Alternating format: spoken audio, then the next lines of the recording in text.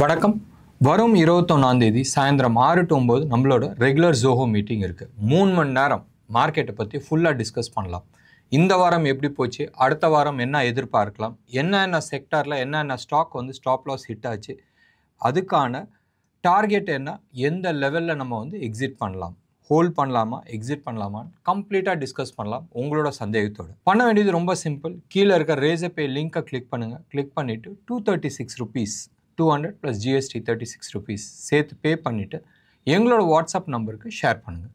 9444468888க்கு. உங்களுக்கு ஏதாச்சும் சந்தேகம் இருந்துச்சுனால் அந்த சந்தேகத்தை வாட்ஸ்அப்லேயே நீங்கள் வந்து கேள்வியாக நீங்கள் அனுப்புங்க. உங்களோட ஸ்டாக்கு உங்களோட கேள்வி எல்லாத்தையுமே அனுப்பி வைங்க. முடிஞ்ச அளவுக்கு அன்றைக்கி நம்ம டிஸ்கஸ் பண்ணலாம். இன்ட்ரெஸ்டிங்காக இருக்கும். நேற்று வந்து யூஎஸோட ஃபெட் டிசிஷன்ஸ் மாதிரி இருக்குது. ஒரு முக்கியமான கட்டத்தில் வந்து அது வந்திருக்கு. அடுத்தது என்னன்றது நம்ம முழுக்க வரும் 21ஆம் தேதி சாயந்தரம் 6 to 9 டிஸ்கஸ் பண்ணலாம். Nifty 25,640 new all time high. Nifty வந்து நிஃப்டி ஃபியூச்சர்ஸ் வந்து டச் ஆச்சு. க்ளோஸ் ஆனதும் வந்து நல்ல ஒரு பாயிண்டில் தான் வந்து க்ளோஸ் ஆகிருக்கு. 25,506 ரைட். நம்ம வந்து 420க்கு மேலேயே இருந்தால் 25,420க்கு மேலே க்ளோஸ் ஆச்சுன்னு சொன்னால் புல்லிஷ்னஸ் இருக்கிறதுக்கான வாய்ப்புகள் இருக்குன்றது நம்ம பேசியிருந்தோம். நேற்று வந்து ஒரு இன்டிசைசிவ்னஸ், நீங்கள் வந்து ப்ரீமியம் இல்லை டிஸ்கவுண்ட்டில் இருந்துச்சு -8 point and bank Nifty 31 points வந்து டிஸ்கவுண்ட்டில் இருந்துச்சு. நேற்று சில ஆப்ஷன் டேட்டாஸ் பற்றி நம்ம டிஸ்கஸ் பண்ணியிருந்தோம். அப்சைடில் வந்து 25,500 லெவலில் ஹெவி கால் ரைட் ஆகிருந்துச்சு. அண்ட் அது தாண்டிச்சுன்னு சொன்னால் ஷார்ட் கவரிங் வரதுக்கான பாசிபிலிட்டிஸ் இருக்குதுன்னு சொல்லி பேசிகிட்டு இருந்தோம். காலையில் ஓப்பன் ஆகும்போது கேப் அப்பில் தான் ஓப்பன் ஆச்சு. பட் ஒரு உச்சத்துக்கு போயிட்டு அந்த 25,600 போயிட்டு அங்கேருந்து கீழே வர ஆரம்பிச்சிச்சு. இன்றைக்கி most of the public sector enterprises PFC, REC, HAL, BEL, BHEL இது மாதிரி ஹெவி வெயிட்ஸ் எல்லாமே, அதாவது பப்ளிக் செக்டர் என்டர்பிரைசஸ் எல்லாத்துலேயுமே வந்து போட்டு மிதிச்சிட்டாங்க. ஒன்று. ரெண்டாவது, ஐடி செக்டார்ஸில் நேற்று பர்சிஸ்டன்ட் ரைட் ஆல்மோஸ்ட் நம்ம வந்து 5,094 வரைக்கும் வரும்ன்றதை எதிர்பார்த்துருந்தோம். அதான் இலக்கு அதுக்கு. அண்ட் நேற்று வந்து ஆல்மோஸ்ட் 5,115 வரைக்கும் வந்துட்டு மேலே ரிவர்ஸ் ஆச்சு. ஆல்மோஸ்ட் 5,300 லெவல் வரைக்கும் மேலே போயிருக்கு. இது ஒரு புல் பேக் ரேலி தான். Eventually it has to come down. இன்றைக்கி ஓரளவுக்கு ஐடி செக்டர்ஸ் தூக்கி நின்றுச்சு. பர்சிஸ்டன்ட் நேற்று நல்லா அடி வாங்கிடுச்சு. நௌக்கரி, கோஃபோர்ஸு, எல்டிடிஎஸ்ஸு இவங்களாம் வந்து நிறைய அடி வாங்கியிருந்தாங்க. பட் ஆரக்கல் ஃபைனான்ஸை விடவே இல்லை, போட்டு மிதின்னு மிதிச்சாங்க. நேற்றும் ஆல்மோஸ்ட் 8.5% கீழே விழுந்துச்சு. இன்றைக்கும் வந்து ஆல்மோஸ்ட் 2.6% வந்து கீழே விழுந்திருக்கு. ஆட்டோ செக்டர்ஸ் இன்றைக்கி ஓரளவுக்கு பாசிட்டிவாக இருந்துச்சு. ஃபார்மா செக்டர்ஸும் நேற்று பெருசாக கீழே விழுந்ததுக்கு இன்றைக்கி வந்து ஒரு புல் பேக் இருந்துச்சு. நேற்று வந்து பேங்கிங் செக்டர்ஸ் ஒன்றும் பெருசாக உழுவில். இன்ஃபேக்ட் நேற்றோட மானத்தை ஓரளவுக்கு காப்பாற்றினது பேங்கிங் செக்டர்ஸ். இன்றைக்கும் பேங்கிங் செக்டர்ஸ் ஓரளவுக்கு நல்லா பர்ஃபார்ம் பண்ணிச்சு. அது வந்து கோட்டக் பேங்க் ஆகட்டும், ஐடிஎஃப்சி ஃபர்ஸ்ட் ஆகட்டும், ஹெச்டிஎஃப்சி, ஐசிஐசிஐ நம்மளோட இலக்கு அச்சீவ் ஆகிடுச்சு. இன்றைக்கி 1,299.5 50 paisa difference. Okay, but almost target achieve ஆகிடுச்சு. அதுதான் நம்மளோட இலக்காக இருந்துச்சு. இன்றைக்கி ஆயில் அண்ட் கேஸ் செக்டர்ஸ் வந்து ஓரளவுக்கு பெருசாக அடித்தாங்க. பட் ரிலையன்ஸ் அதை தான் வந்து இண்டெக்ஸ் மேனேஜ்மெண்ட் பண்ணாங்க. இன்றைக்கி இண்டெக்ஸ் வந்து நிஃப்டி 50 வந்து கீழே உழுவாத காப்பாற்றினது வந்து ஒரு 3 stock, ICICI, HDFC bank and Reliance. எப்பயுமே வந்து மார்க்கெட்டில் வந்து இந்த இண்டெக்ஸ் மேனேஜ்மெண்ட்டை வந்து பர்ஃபெக்டாக வந்து கவர்மெண்ட் பண்ணிகிட்ருக்காங்க. கவர்மெண்ட் பண்ணுறாங்களா இல்லை என்எஸ்சி பண்ணுறாங்களா யார் பண்ணுறாங்கன்றது தெரியாது. ஸ்டாக் எல்லாம் கீழே விழுந்துட்டுருக்கும், ஆனால் இண்டெக்ஸ் மட்டும் அப்படியே பத்திரமா வச்சுக்கிட்டுருக்காங்க. Anyway we will not get into those things. இன்றைக்கி டெலிகாமில் இன்றைக்கும் பெருசாக வந்து கீழே விழுந்துச்சு. எஸ்பெஷலி ஐடியாவது வந்து சுப்ரீம் கோர்ட்டில் வந்து இந்த ஆர்பிட்ரேஷன் பற்றி பேசியிருந்தாங்க. இந்த டெலிகாம் அத்தாரிட்டிஸ்லாம் வந்து இந்த கணக்கு போட்டு இவ்வளோ லட்சம் கலெக்ட் பண்ண வேண்டியது இருக்குது, இது பெண்டிங் இருக்குது, அதெல்லாம் தவறான விஷயம்ன்ற மாதிரி சொல்லியிருந்தாங்க. சுப்ரீம் கோர்ட் அதெல்லாம் கிடையாதுப்பா, கணக்கு தான்ட்டாங்க. அதில் இன்றைக்கி ஐடியா 19% போட்டு மிதிச்சிட்டாங்க. ரைட், நினச்சி பாருங்களேன். 18-19 rupees வரைக்கும் போயிட்டு இன்றைக்கி வந்து 10 ரூபா பக்கத்தில் வந்துருச்சு. ஸோ ஐடியா வந்து இன்றைக்கி க்ளோஸ் ஆகும்போது 10.46 rupees வந்து க்ளோஸ் ஆகிருக்கு. பெரிய அடி. மார்க்கெட் இவ்வளோ தூரம் மேலே போச்சுன்னு சொன்னால் என்ன ஆகும்? இந்தியா விக்ஸ் 6.75% கீழே விழுந்துருச்சு. மறுபடியும் பாய் போட்டுருச்சு. எப்போ இழுத்து போட்டு படுக்க போகுதுன்னு தெரியாது. இந்தியா விக்ஸை பொறுத்த வரைக்கும் 12.47க்கு வந்துருச்சு. ஒலட்டாலிட்டி கம்மியாகிட்டே வந்துட்டு இருக்கு. ஏதோ ஒரு இடத்துல வந்து ஒலட்டாலிட்டி பர்ஸ்ட் ஆகிறதுக்கான சான்சஸ் இருக்குது. வெயிட் பண்ணி பார்க்கலாம்.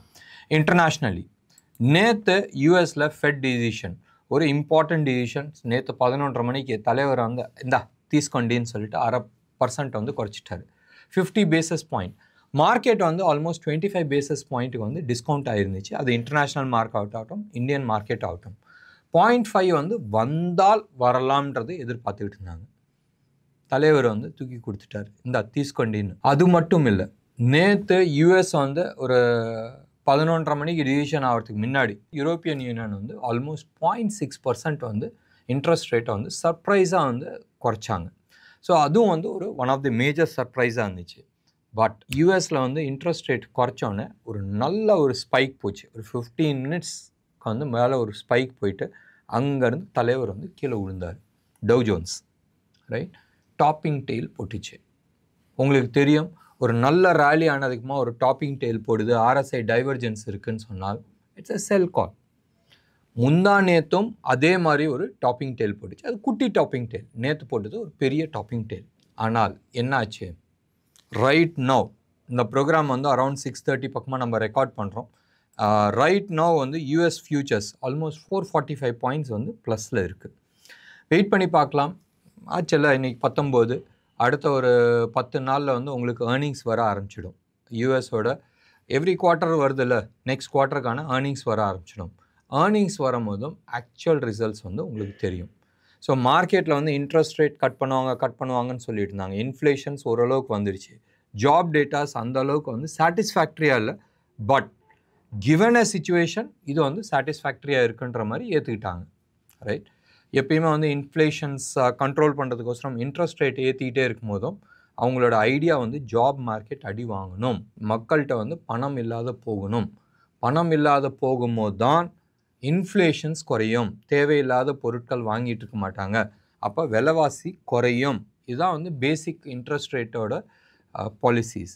ஸோ மக்கள் வந்து ஓரளவுக்கு அடிக்கலாம், ஆனால் பெருசாக அடிக்கக்கூடாதுன்றது முடிவு பண்ணி நேற்று 0.5% வந்து குறைச்சிருக்கிறாங்க. பட் இந்த 0.5% வந்து ஒரு பெரிய மேஜராக இருக்குமா? டு யூ திங்க் கார்பரேட்ஸ்ட கையில் கேஷ் இல்லைன்னு நினைக்கிறீங்களா? இல்லை இந்த high interest rate 0.5% will make any big டிஃப்ரென்ஸ்ன்னு நினைக்கிறீங்களா?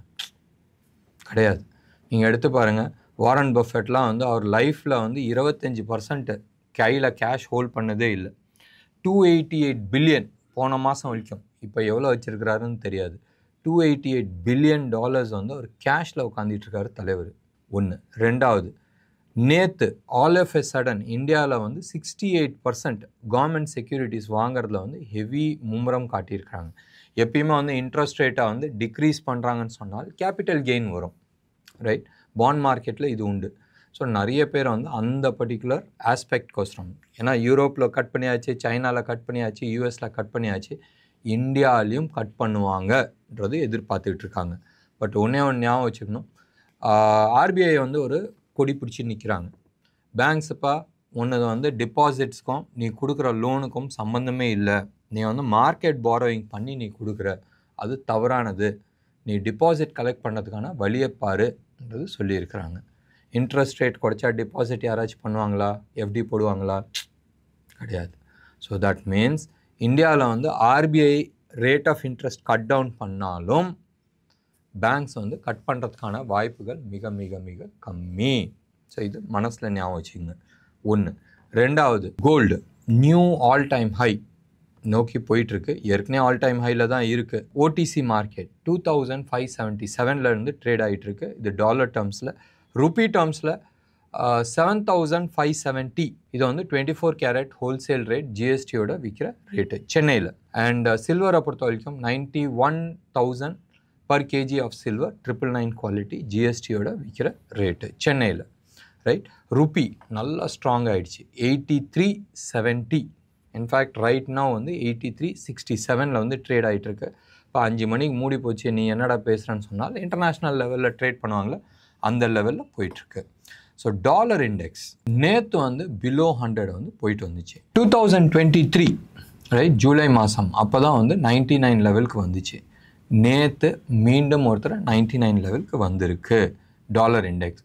அண்ட் அந்த லெவல் வந்துட்டு மறுபடியும் வந்து ரிவர்ஸ் ஆகிருக்கு. பட் பெருசாக டிசைசிவாக ஆகலை. இன்றைக்கும் வந்து ஒரு டோஜி ஃபார்மேட் நல்ல லாங் டெய்ல் போட்டு ஒரு டோஜி வந்திருக்கு. வெயிட் பண்ணி பார்க்கலாம். இந்த இடத்துல ஸ்ட்ரகிள் பண்ணி மறுபடி டாலர் இண்டெக்ஸ் அந்த 102 103 லெவலுக்கு போகுதான்றது நம்ம பார்க்கணும். போகிறதுக்கான வாய்ப்புகள் கம்மி. பட் எனிவே நம்ம வெயிட் பண்ணி பார்க்கலாம். டிசிஷன்ஸ் பண்ணுறதுல ஒன்றும் அர்த்தம் கிடையாது. நாளைக்கு ஸ்டாக் ஸ்பெசிஃபிக்காக டிஸ்கஸ் பண்ணுறதுல எதுவுமே கிடையாது. ஏன்னு சொன்னால் இன்றைக்கி எக்ஸ்பைரி ஆகிடுச்சு. ஆப்ஷன் டேட்டாஸ் எல்லாமே செம்ம பாசிட்டிவாக இருக்குது. நிஃப்டியை பொறுத்த வரைக்கும் 90 பாயிண்ட்ஸ் வந்து ப்ரீமியமில் இருக்குது. பேங்க் நிஃப்டி 147 பாயிண்ட்ஸ் ப்ரீமியமில் இருக்குது. அண்ட் கால் 25,500 ஹையஸ்ட் கால் எழுதியிருக்கிறாங்க. இன்ஃபேக்ட் ஹையஸ்ட்டே வந்து 26,000 தான் எழுதியிருக்கிறாங்க. So market is heading towards 26,000 ஒன்று. ரெண்டாவது வந்து செகண்ட் ஹையஸ்ட் கால் வந்து 25,500 லெவலில் எழுதியிருக்கிறாங்க. அண்ட் புட்டை பொறுத்த வரைக்கும் சம்வேர் க்ளோஸ் டு அபவுட் 25,000 வந்து 1.24 crores 1.25 கோடி புட்டு ரைட் பண்ணியிருக்கிறாங்க. எது அடுத்த வாரத்துக்கு எக்ஸ்பைரிக்கு. நம்மளது வீக்லி எக்ஸ்பைரி இல்லாத மந்த்லி எக்ஸ்பைரி வேறு இருக்குது. ஸோ ஞாபகம் வச்சுங்க, பயங்கரமாக எழுதியிருக்கிறாங்க. ஸோ 25,000 உடைக்க மாட்டாங்கன்றது தீர்க்க நம்பிக்கையோடு உட்காந்துட்டு இருக்காங்க. ஒன்று. ரெண்டாவது 25,500லேயும் நிறைய புட்டு ரைட் ஆகிருக்கு. மோர் ஆஃப் ஸ்ட்ராங்கிளாக இருக்கலாம். காலும் அந்த லெவலில் எழுதியிருக்கு. பேங்க் நிஃப்டியை பொறுத்த வரைக்கும் 53,000 ஹையஸ்ட் காலும் செகண்ட் ஹையஸ்ட் கால் வந்து 53,200 லெவல்லையும் எழுதியிருக்கிறாங்க. ஸோ ஞாபகம் வச்சுங்க, இன்றைக்கி க்ளோஸ் ஆன லெவல் வந்து 53,037. ஸோ கொஞ்சம் ஒரு 200 பாயிண்ட் தள்ளி தான் எழுதியிருக்கிறாங்க. ஒரு பெரிய மூமெண்ட்ஸ் இருக்காதுன்னு நம்பிக்கையில். ஞாபகம் வச்சுங்க, ஒரு நல்ல ஒரு பேட்டர்ன் நம்ம வந்து ஜோஹோ மீட்டிங்கில் அடிக்கடி பார்க்குற ஒரு பேட்டர்ன். ஹெச்டிஎஃப்சியை பொறுத்த வரைக்கும் ஒரு ரவுண்டட் பாட்டம் கொடுத்து டே சார்ட்டில் ரைட் ரவுண்டட் பாட்டம் கொடுத்து அப்சைட் போகிறதுக்கு நிறைய மூவ் பண்ணிகிட்ருக்கு. ஹெச்டிஎஃப்சியை பொறுத்த வரைக்கும் அப்சைடு இருக்குது. ஐசிஐசிஐ ஆல்மோஸ்ட் டார்கெட் அச்சீவ் ஆகிடுச்சு. until unless it closes above 1300 அதுக்கப்புறமா தான் ஃபர்தர் அப்சைடுக்கான பாசிபிலிட்டிஸ் இருக்குது. என்ன நேர்களே, இன்றைக்கி ப்ரோக்ராம் உங்களுக்கு பிடிச்சிருந்துச்சுன்னா லைக் பண்ணுங்கள், ஷேர் பண்ணுங்கள். டெஃபினட்டாக உங்களோட கமெண்ட் பாக்ஸில் கொடுங்க. நன்றி, வணக்கம்.